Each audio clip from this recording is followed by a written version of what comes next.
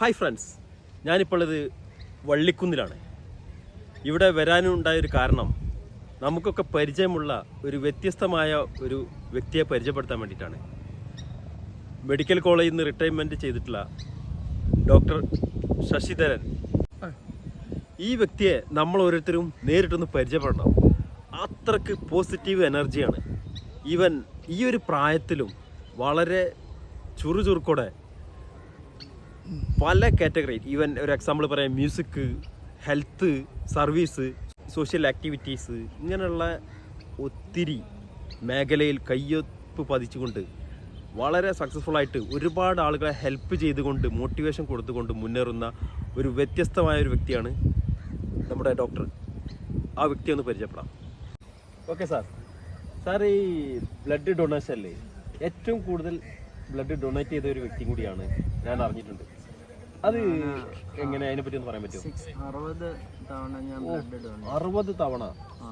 2005 state award, ഏറ്റവും അധികം blood donate ചെയ്ത സ്റ്റേറ്റ് അവാർഡ്, സംസ്ഥാന അവാർഡ്, ബ്ലഡ് ഡോണർ എന്നുള്ള. ഞാൻ MBBS കോഴിക്കോട് മെഡിക്കൽ കോളേജിലാണ് പഠിച്ചത്.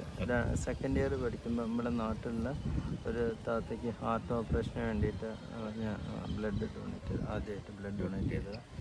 പിന്നെ അതിന് ശേഷം അങ്ങനെ ഇടയ്ക്കിടയ്ക്ക് വേറെ ഏറ്റവും ഇമ്പോർട്ടൻ്റ് ആയിട്ടുള്ള സംഭവം വെച്ചാൽ എല്ലാ വർഷവും ജനുവരി 1-ാം തീയതി ആദ്യത്തെ നമ്പർ ഒരു 25,000-26,000 ബ്ലഡ് നമ്മൾ മെഡിക്കൽ കോളേജിൽ കൊടുക്കുന്നത്. അതിൽ ഫസ്റ്റ് നമ്പർ എല്ലാ വർഷവും എൻ്റെ പേര്. ഞാൻ വരുന്നത് വരെ അങ്ങനെയാണ് എല്ലാ വർഷവും. അങ്ങനെ ജനുവരി 1-ാം തീയതി എന്തായാലും ബ്ലഡ് ഡൊണേറ്റ് ചെയ്യും. ഇപ്പോഴും കണ്ടിന്യൂ? ഇപ്പല്ല, ഞാൻ 60 പ്രാവശ്യം കൊടുത്തു, 60 ടൈംസ് ഒക്കെ. പിന്നെ ബോഡിക്ക് അത് അങ്ങനെ ഏജ്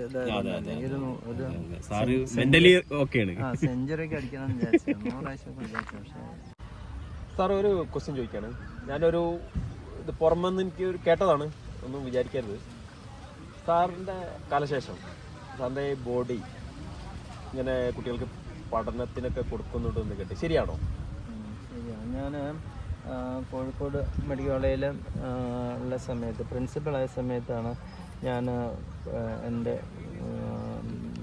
ആഫ്റ്റർ ഡെത്ത് എൻ്റെ ശരീരം കുട്ടികളെ പഠിക്കാൻ വേണ്ടിയിട്ട് മെഡിക്കൽ കോളേജിൽ അനാറ്റമി ഡിപ്പാർട്ട്മെൻറ്റിലേക്ക് കൊടുക്കാൻ വേണ്ടിയിട്ട് എഴുതി വെച്ചിട്ടുണ്ട്.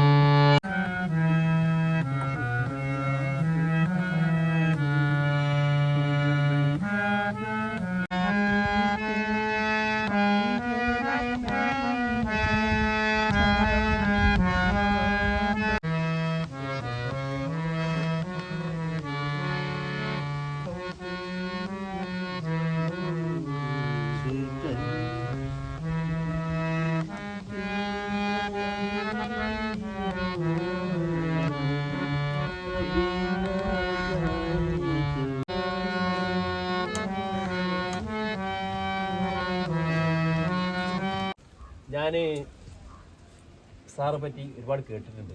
സാർ ഈ മ്യൂസിക്കിലൊക്കെ ഭയങ്കര ഇൻട്രസ്റ്റഡ് ആണ്. എത്ര വർഷമായി മ്യൂസിക്കുമായിട്ട്? മ്യൂസിക് ചെറുപ്പത്തിൽ ഇഷ്ടമാണ്. പക്ഷേ ഞാൻ മെഡിക്കൽ കോളേജിൽ 92 ഞാൻ ശരിക്കും പഠിച്ചത്, ആധികാരികമായിട്ട് പഠിച്ചത് 92 അസിസ്റ്റന്റ് പ്രൊഫസർ ആയതിനു ശേഷം. അപ്പം പിന്നെ പഠിത്തമൊക്കെ കഴിഞ്ഞല്ലോ, ഫ്രീ ആയതിനു ശേഷമാണ് ശരിക്കും ഔദ്യോഗികമായിട്ട് കൃത്യമായിട്ട് സംഗീതം പഠിക്കാൻ തുടങ്ങിയത്. ശരിക്കും ഇവരാണ് എൻ്റെ നെടുന്തൂണ് എന്ന് പറഞ്ഞ ആളുകളാണ് ഇവരെല്ലാവരും. ഇവരുള്ളതുകൊണ്ടാണ് സത്യം പറഞ്ഞാൽ എൻ്റെ സംഗീതവും ഈ സംഗീത ജീവിതം. അപ്പം എൻ്റെ ജീവിതത്തിൽ ഒരു പകുതിയിലധികം, ഞാൻ ഒരു ഡോക്ടറാണെങ്കിലും പകുതിയിലധികം മ്യൂസിക്കാണ് എൻ്റെ ജീവിതത്തിൽ, മനസ്സിലായി. അതിനുള്ള മെയിൻ കാരണം എൻ്റെ പില്ലേഴ്സാണ്. കുറേ പേരുണ്ട്. സത്യം പറഞ്ഞാൽ ഒരു ഞങ്ങൾക്ക് ഓർക്കസ്ട്ര ഉണ്ട്, ഒരു ക്ലബ്ബുണ്ട്, പ്രവാസി പാരഡൈസ്. 65 കൊല്ലത്തിലധികമായിട്ടുണ്ടായ, പണ്ട് നമ്മളൊക്കെ ഒത്തിരി പൂർവികരായിട്ടുണ്ടാക്കിയ നമ്മളെ ചെട്ടിപ്പടിയിൽ ഉണ്ടാക്കിയൊരു ക്ലബ്ബാണ്. അത് ഇവരെല്ലാവരും കഠിന അധ്വാനം കൊണ്ട് അങ്ങനെ പോകണം. അപ്പോൾ അതിൻ്റെ കൂടെ ഞാനും കൂടും. അങ്ങനെ ഞങ്ങളെല്ലാവരും കൂടി എന്നെ വേണേൽ ഞാൻ മാത്രം ഇതിൽ ഒരു മുസ്ലിം അല്ലാത്തുള്ളൂ. ബാക്കി എല്ലാവരും ഫിഷർമെന്നാണ്, മത്സ്യത്തൊഴിലാളികളാണ്. അവരെ ഇതിൽ പ്രാധാന്യം എന്താണെന്ന് വെച്ചാൽ അവർ ജോലിക്ക് പോയിട്ട് ജോലി കഴിഞ്ഞിട്ട് വരുന്ന വൈകുന്നേര സമയങ്ങളിലാണ് ഞങ്ങളിങ്ങനെ ഇരിക്കാനും പാടാനും പെട്ടി വായിക്കാനും അങ്ങനെ. ഇതൊരു ശരിക്കും പറഞ്ഞാൽ ഇത് വലിയൊരു സാംസ്കാരിക കൂട്ടായ്മ. ഇതിലൊരുപാട് സന്ദേശമുണ്ട്. ഇപ്പോഴല്ല ഇതിൻ്റെ അർത്ഥം മനസ്സിലാവും. നമ്മളാരും ഇല്ലാത്തൊരു സമയത്ത് എന്തെങ്കിലും ആളുകൾ അറിയുന്ന ആളുകൾ ഉണ്ടെങ്കിൽ മനസ്സിലാവും. അത് ഞാനെപ്പോഴും ഇതിൻ്റെ വേറെ ഏറ്റവും പ്രധാനപ്പെട്ടതെന്ന് വെച്ചാൽ ഒരു 4 ആൾ കൂടുകയാണെങ്കിൽ ഇപ്പം മയക്കുമരുന്നോ അല്ലെങ്കിൽ അത് അങ്ങനെയുള്ള ബീഡി വലിക്കുക അങ്ങനെയൊക്കെ സംഭവമുണ്ട്. പക്ഷേ ഞങ്ങൾ ഈ ഇതിലൊരൊറ്റ കുട്ടി പോലും ബീഡി വലിക്കുക അല്ലെങ്കിൽ അമ്മ അതിൽ ഒരു സംഭവം ചെയ്യാത്ത, അതായത് ഞാൻ പ്രത്യേക ഇതാണ്, ഞങ്ങൾ അങ്ങനൊരു കൂട്ടായ്മയാണ് സത്യത്തിൽ. വെറും സംഗീതത്തിന് മാത്രം പ്രാധാന്യമുള്ള ഇതാണ് ഞങ്ങളെ ഏറ്റവും ലീഡിങ് ആർട്ടിസ്റ്റ്. ഇവരാണ് ഹംസക്ക. അവരാണ് ശരിക്കും അവരുണ്ടാകുമ്പോൾ ജീവൻ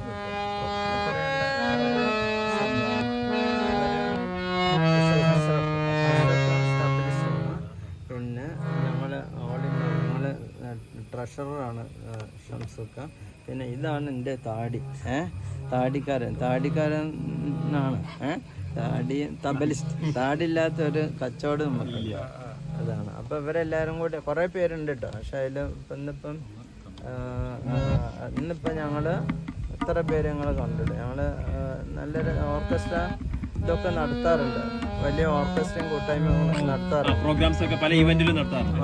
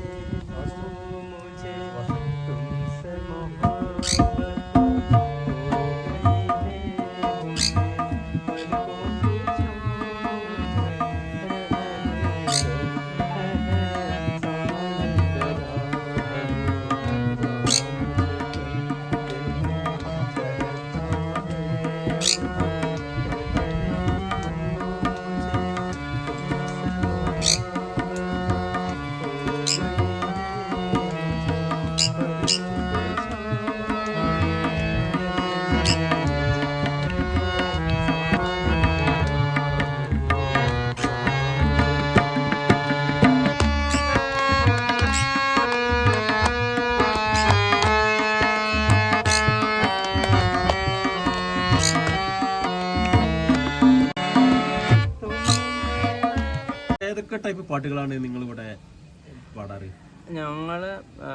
ഞാൻ മെയിനായിട്ട് റഫി സോങ്സ് മാത്രമേ പാടുള്ളൂ.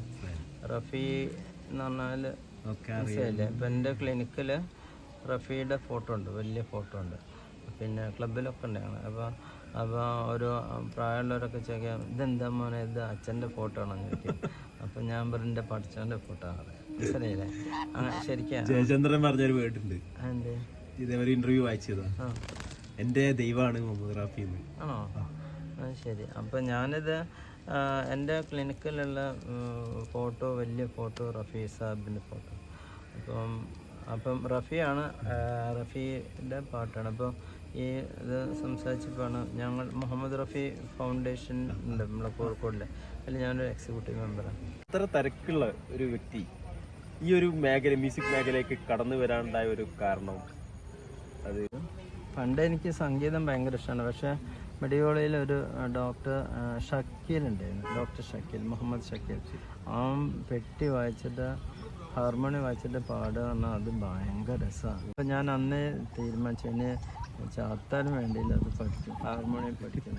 അങ്ങനെ ഞാൻ ഇവിടെ കോഴിക്കോടുള്ള നമ്മളെ ഗുജറാത്തി സ്ട്രീറ്റുള്ള ഒരു നളിൻ സാർ, ഹിന്ദുസ്ഥാനി സംഗീതജ്ഞനാണ് നളിൻ സാർ. നളിൻ മോജിയുടെ അടുത്ത് പോയിട്ടാണ് ഞാൻ ഈ ശരിക്കല്ല സംഗീതം 8 കൊല്ലം വിശാരദ് എന്ന് പറഞ്ഞ ഡിഗ്രി പഠിച്ചത്, ഡിഗ്രി എടുത്തത് ഹാർമോണിയം. ഇപ്പോൾ ഹാർമോണിയം വായിച്ച് പാടണം നല്ലൊരു ഇഷ്ടമായിരുന്നു. അപ്പം ഞാൻ മെല്ലെ മെല്ലെ കുറച്ചൊക്കെ ഞാൻ നോക്കും.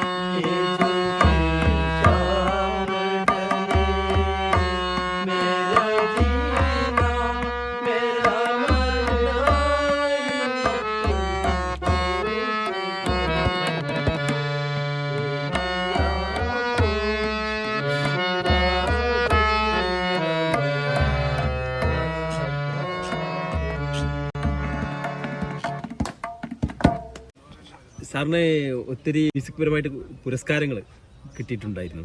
അതെങ്ങനെയൊക്കെ അതിൻ്റെ ഒരു എക്സ്പ്ലെയിൻ ചെയ്യാം? അത് ഈ ഹിന്ദുസ്ഥാനി പരീക്ഷ 8 കൊല്ലത്തെ പരീക്ഷയല്ലേ, അപ്പോൾ അതിൽ പഠിക്കുമ്പോൾ നമ്മൾ നല്ലോണം പഠിക്കല്ലോ. അങ്ങനെ നാഷണൽ ലെവലിൽ ടോപ്പറായിരുന്നു. നാഷണൽ ലെവലിൽ അങ്ങനെ ഒരു നളിൻ കാൻവിൻ്റെ പുരസ്കാരം നല്ലൊരു പുരസ്കാരം. അത് ബോംബെയിൽ പോയിട്ട് കോൺവെക്കേഷൻ പോലെയാണ് ഇരുന്നത്. അപ്പം നളിൻ സാറും പിന്നെ നളിൻ മോൾജിയും ഞങ്ങൾ ഹിന്ദുസ്ഥാനി പഠിക്കുന്ന കുറേ പേര് ഞങ്ങളെല്ലാവരും കൂടി ട്രെയിനിന് ബോംബെ പോയി അവിടുന്ന് വാങ്ങി. സാറ് ഈ ഒത്തിരി പുരസ്കാരങ്ങൾ കിട്ടിയിട്ടുണ്ട്. ഇപ്പോൾ ഉമ്മൻചാണ്ടിൻ്റെ കാലത്ത് തന്നെ സാറിന് വേണ്ടിയിട്ട് പുരസ്കാരം, അതിനെപ്പറ്റി ഒന്ന് എക്സ്പ്ലെയിൻ ചെയ്യാൻ പറ്റുമോ? ക്യാൻസർ പേഷ്യൻറ്റിൻ്റെ ഒക്കെ പണ്ട് മുഖ്യമന്ത്രി ഉമ്മൻചാണ്ടി സാർ ഇവിടെ ഒരു ജനകീയ ഡോക്ടർ എന്ന് പറഞ്ഞ ഒരു പുരസ്കാരമൊക്കെ തന്നിട്ടുണ്ടായിരുന്നു ഇവിടെ നിന്ന്.